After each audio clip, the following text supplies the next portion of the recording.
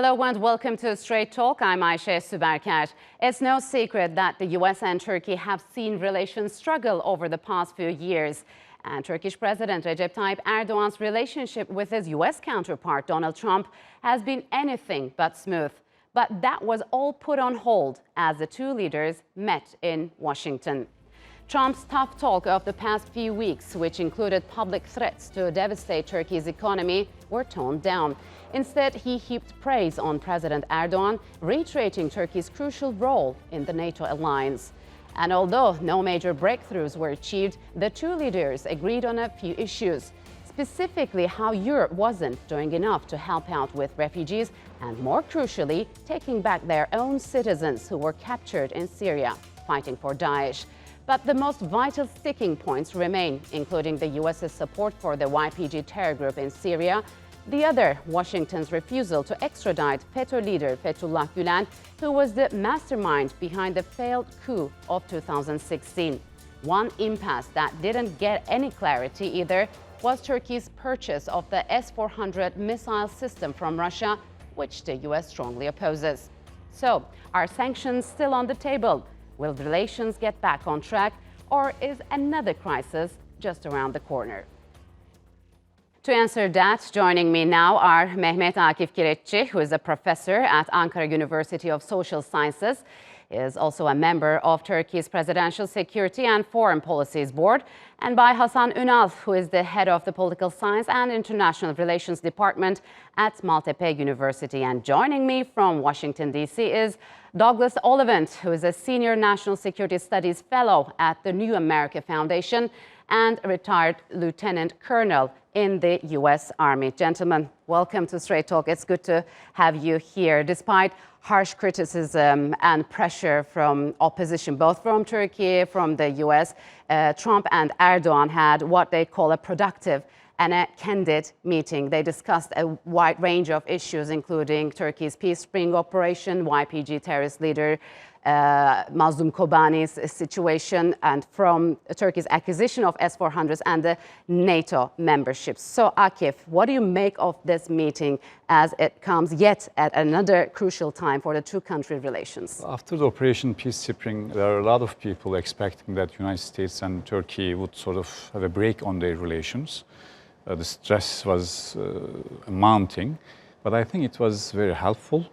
Unexpectedly, President Trump invited some of the members of senators to his meetings with President Erdogan. I think that was a huge opening in terms of Turkey's arguments regarding several issues, that there is coming a big pressure over Trump from the House. So from that regard, I think in terms of putting relations back on track, I think it was a very helpful meeting between the two presidents, and it's important that we keep talking with our NATO ally, America, and then we have a lot of issues, obviously. We need to separate what are the things that we can work together and what are the things that we cannot work. So those things that we cannot work, we know, and we are trying to solve them without meeting, without getting together, without discussing, without a debate. Without an engagement, we cannot work on those issues in order to solve them. I think that was a good break, sort of opening in terms of the relations. But on the other hand, both leaders fell short of explaining in concrete terms on how they would overcome their differences, especially on the S-400 issue. Let's listen to what the two presidents had to say on that, and we'll continue to talk. Turkey's acquisition of sophisticated Russian military equipment, such as the S-400, creates some very serious challenges for us, and we are talking about it constantly. We talked about it today. We're talking about it in the future. Hopefully, we'll be able to resolve that situation.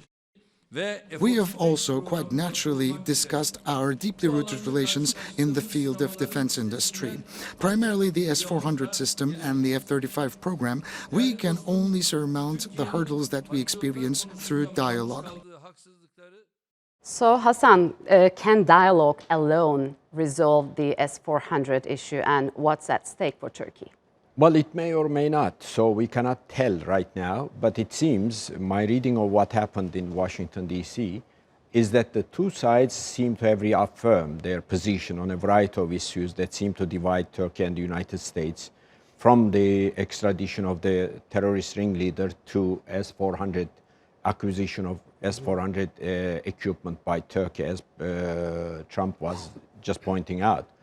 It seems how much progress has been made in the meeting, we'll have to wait and see how much progress has been made. Because just after the meeting, White House said that in order to achieve progress on other fronts, it is vital to solve this S-400 issue. And then came another statement from a Pentagon official saying that Turkey will be phased out from the F-35 program on time, and U.S. has spectacular progress finding alternate suppliers. What do you make of this?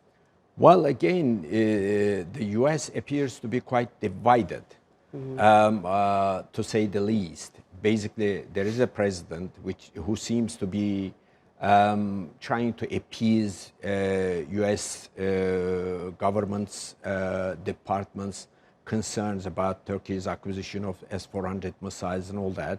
But at the same time, you have Pentagon, for instance, who comes out immediately and makes that statement, which is not helpful, and it's not going to help the situation at all. But what sort of a middle way can be found, we don't know yet.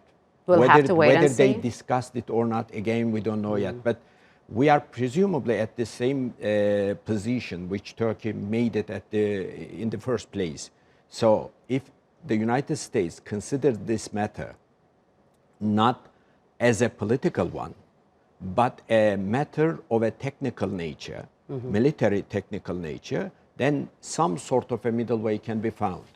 But if the United States simply says, no, you can't buy it, then it's a dead end, basically. Yeah, I mean, President Erdogan also said, I mean, Turkey can buy Patriots, but at the same time considers condition on S-400s as an interference on sovereign rights. This is very important. Well, the U.S. seems to be saying you can't basically shop at anybody else's shop. Basically, you will have to buy whatever you are supposed to buy from me. Okay, I want to go back to Washington, D.C. Douglas is waiting for us. Douglas, what is the current mood in the U.S. Capitol, and what kind of repercussions Erdogan's meeting with Trump had on both the U.S. public opinion and, of course, the U.S. lawmakers? Well, to those who were paying attention, and let's be clear that most people were paying attention to our domestic impeachment hearings and not to the Erdogan visit. But to those who were watching, I think the best description of this trip was no harm was done, which may be a good baseline given the state of U.S.-Turkish relations right now. There were no major faux pas. There was nothing that broke out in anger. The meetings were all cordial. That said, as I think one of your guests said, the best we can say is that everyone agreed to lay out their differences and make sure the differences were clearly understood. But I saw no movement to actually bridge any of these differences on any of these accounts, whether we're talking about Gulen or S-400, the F-35 participation that's linked to that, U.S. concerns about press freedoms in Turkey. All these issues were expressed. They were put on the table. They were spoken about rather cordially, which is good, but I saw no progress on any of them. Akif, the YPG problem remains the same. I mean, the U.S. president openly said they'll continue to support that. And the president, many lawmakers and the American media keep mentioning that Turkey is fighting the Kurds, which is not true. What do you think can Turkey do to improve its messaging with the U.S. lawmakers and clearly explaining that Turkey is not fighting the regular Kurds, but the PKK's offshoot YPG terrorists? That's a big problem that Turkey, one of the commentators a few weeks ago, I heard from the TV, one of the international TVs, saying that this nation does not have the PR gene. So we cannot actually express Turkey's positions on many accounts for several reasons. We don't lobby on the good things that we have been doing. Turkey is hosting more than 300,000 Kurdish population who were simply ostracized and pulled out of their hometowns from northern Syria. That's one thing that we should highlight. I think for those eyes who are willing to see, that's a clearly reality is on the ground, especially most of them are residing in Urfa camps. I visited those camps a few years ago. Turkey is not against, this operation, Peace Spring, was not targeted against the Kurdish population of Syria at all, but against a now offshoot of PKK who was operating on the ground for secession of perhaps for separationist movement. The target is clear, but the problem is that the image and the perception in the United States of America, especially in the Congress, because of the lobbies, because of the media, because of there's a huge network of alliance behind this issue, that this picture is portrayed as if Turkey is against the Kurds. No. The PYD is one of the offshoots of PKK, yes, which is registered by American secret services, by NATO offices, and so on and so forth. I think that's, I mean, we stated that on many accounts. If they would like to hear the truth, this is the truth. You can actually examine where Turkish forces entered and what they have done.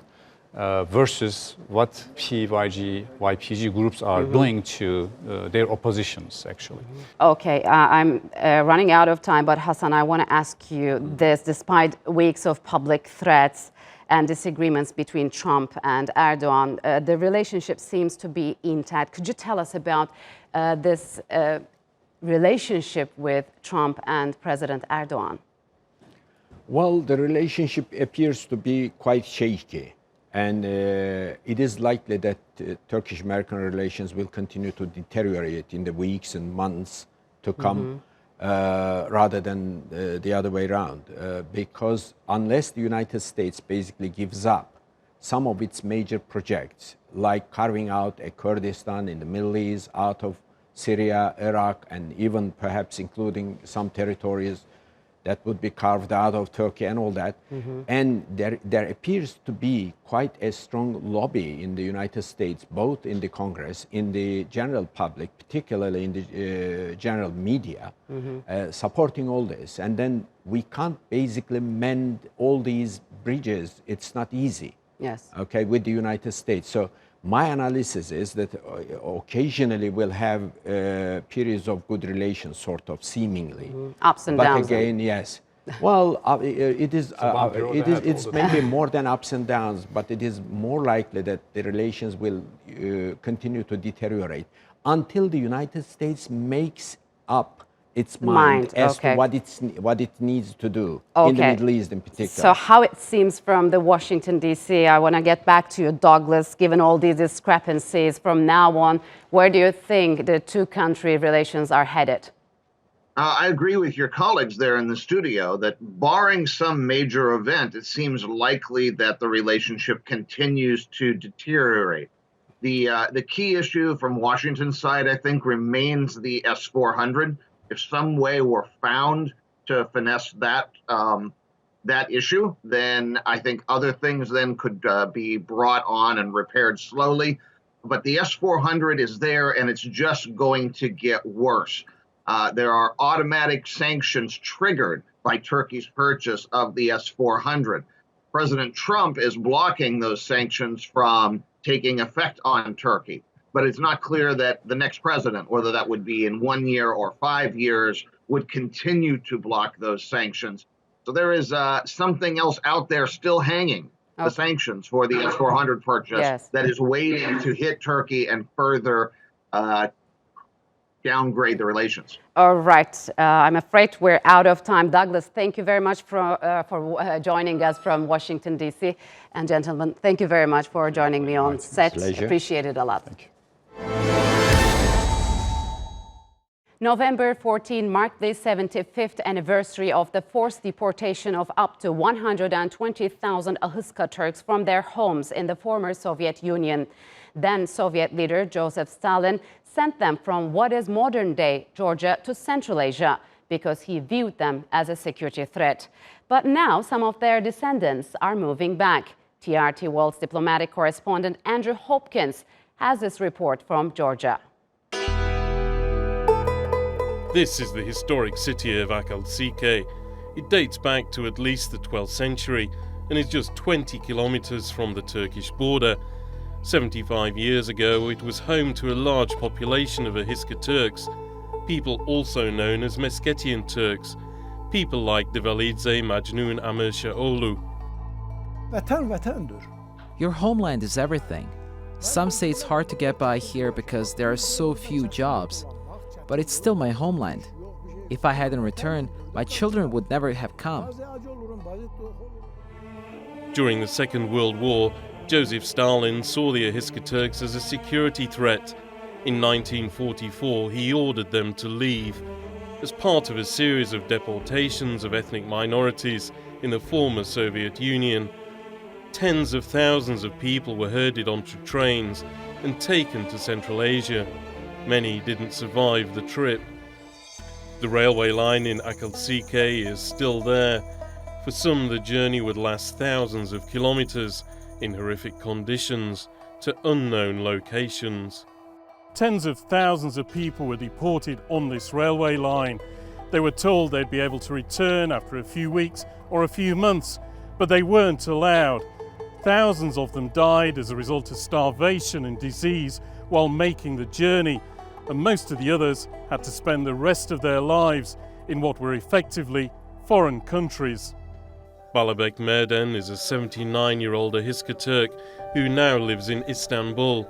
He was 3 years old when his family was forced to leave their home in Georgia. He remembers when the army came to round everyone up for the trains, a journey that's left its mark. Götürdüler şimdi. Yol şeysine gidiyoruz. Soldiers came during morning prayers and told us to leave. They didn't say where we were going, just that we had to drop everything and leave. My father was just back from the army. He was disabled, his arm, and they were deporting us. They piled us into carriages, 15 to 20 families at a time. Every now and then they would give us water, but there were no toilets. Men would scream so the soldiers couldn't hear the women giving birth.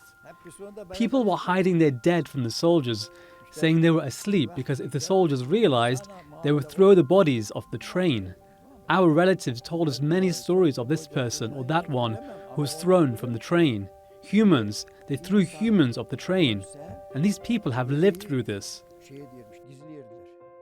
According to the World Union of Ahiska Turks, there are about 600,000 Ahiska Turks living in 9 countries around the world. The biggest group is in Kazakhstan in Central Asia. 110,000 live in Russia and 17,000 in the United States. Only 2,500 Ahiska Turks remain in Georgia. It's 20 years since Georgia joined the Council of Europe, an international organization that aims to uphold human rights and the rule of law. As a result, it introduced a repatriation law in 2007 to enable what the government refers to as deported or Muslim Meskhetians to come back, the last of the people forced out by Stalin, allowed to return to their homeland. Taking that commitment towards Council of Europe was not only having a commitment, and it was also our will of restoration of historical justice. So we realized and we knew that we wanted that persons to let that persons come back and live here. But the results have been slow. So far, there have been only about 5,500 applications to return. Almost 2,000 have been approved and granted repatriation status, but only 494 have applied for full citizenship, the last of which was in 2016, under what has proved for some to be a difficult procedure. Retired schoolteacher Devalidze Amershaoğlu returned to live in Georgia 2 years ago and bought a house in Akalsike after what turned out to be a nomadic life. Both his parents were expelled by Stalin, but his father fought in the Soviet army during the Second World War and was only deported when his service had finished.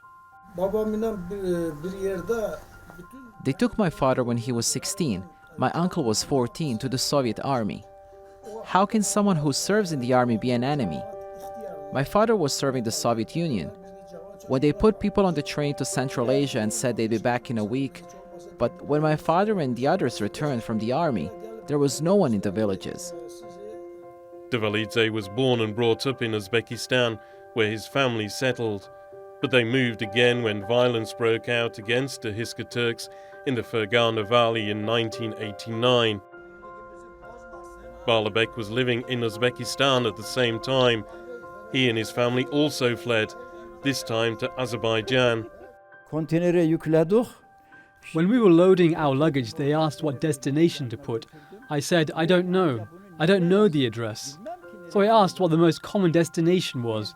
She said Azerbaijan, so I told her to write Azerbaijan. She started crying, looking at me, an old man who has no idea where he is going. Devalidze returned to Georgia as it was gaining independence from the Soviet Union in the early 1990s. A coup took place and the country descended into civil war. Devalidze managed to stay for just over a year, as these documents show, before he was deported.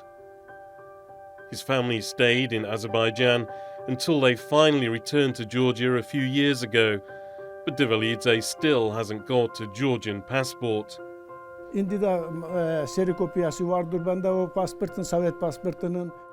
I have a copy of my Soviet passport. It says I'm Georgian. So why are we not able to get citizenship? That's what everyone wants to know. In the archives, there are records that prove that we are citizens. Even if we don't have the papers anymore, it's all there in the archives. They can check. After the Soviet Union collapsed, our passports were cancelled. As we were living in Azerbaijan, we had to give them up and get new passports.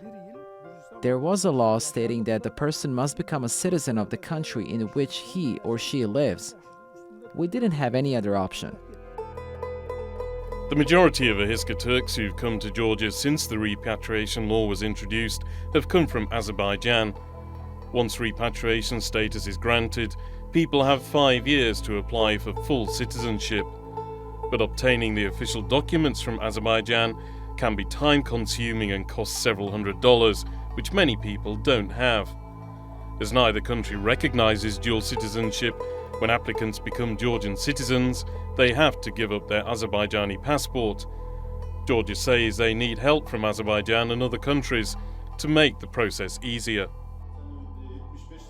The World Union of Ahiska Turks protects the rights of people like Devalidze.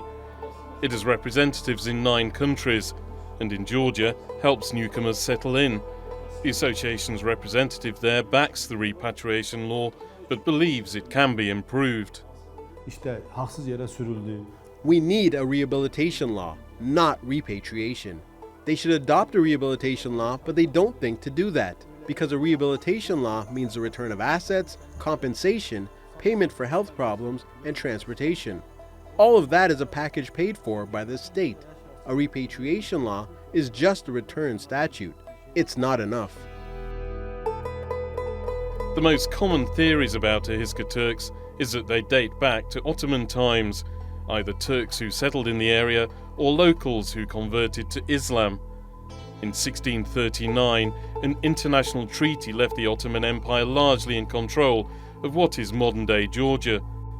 And since a law change in the 1990s, about 80,000 Ahiska Turks have come to live in Turkey. Balabek then took advantage of the regulations and moved to Istanbul. He helped rebuild this mosque after the 1999 earthquake and prays here regularly. Atababa toprağı Türkiye. İşte 96'da. We came here in 1996 to our homeland, Turkey. In other countries, you need to watch out for yourself, be on your guard. But here you don't need to. Everyone speaks Turkish. Doctors and police understand you. You say salam alaikum as you walk past. What does our greeting mean? No harm will come to you from me. May the peace, mercy and blessings of Allah be upon you. Is there any need to watch out after hearing this? Şimdi Türkiye'desin. For Devalidze, it's not too late for Ahiska Turks to return to Georgia. Despite bureaucratic challenges, he still recommends it. Anyone given repatriation status can stay indefinitely and has access to services. Gerek bugün gelsin gelen insan. People who want to return should come now, because in the future their children won't come. They won't be interested because they don't know or love the land. Our parents told us how beautiful it is, so we came. Ahiska Turks aren't returning to Georgia in their droves, but at least now there's an official system in place so they can finally go home if they want, after decades of being on the move.